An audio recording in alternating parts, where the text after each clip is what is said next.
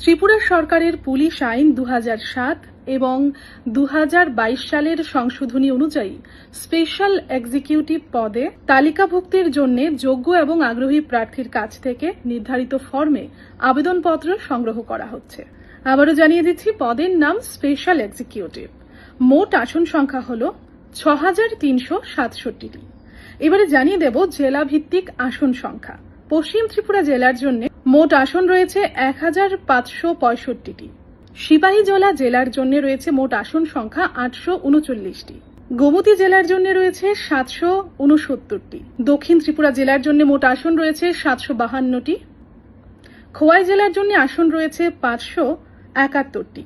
ধলাই জেলার জন্য আসন রয়েছে 664টি। উত্তর ত্রিপুরা জেলার জন্য আসন রয়েছে 719টি এবং ঊনকোটি জেলার জন্য আসন রয়েছে 488টি। বেতনক্রম প্রতি মাসে 13,000 টাকা। এবারে জানিয়ে দেব কি কি যোগ্যতা থাকতে হবে। আবেদনকারীকে অবশ্যই সংশ্লিষ্ট জেলার স্থায়ী বাসিন্দা হতে হবে। আবেদনকারীর বয়স 21 বছর থেকে 50 বছরের মধ্যে হতে হবে। তফসিলি জাতি, তফসিলি উপজাতি যে প্রার্থীরা রয়েছে তাদের জন্য বয়সের সর্বোচ্চ সীমা 55 বছর। এবারে জানিয়ে দেব ন্যূনতম শিক্ষাগত যোগ্যতা। আপনাকে যে কোনো স্বীকৃত বোর্ড থেকে অন্ততপক্ষে মাধ্যমিক পাস হতে হবে।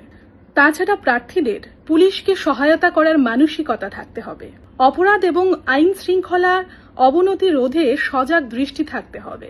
সন্দেহজনক কার্যকলাপ এবং সন্দেহজনক গতিবিধি পর্যবেক্ষণ করার ক্ষমতা থাকতে হবে। স্থানীয় ভাষায় পড়তে এবং লিখতে পারার ক্ষমতা থাকতে হবে।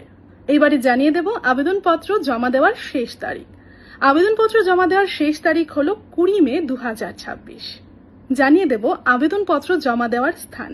যে পুলিশ স্টেশনের অধীনে আবেদনকারী একজন স্থানীয় বাসিন্দা, সেই পুলিশ স্টেশনের অফিসার ইনচার্জ অর্থাৎ ওসির কাছে আবেদনপত্র জমা করতে হবে।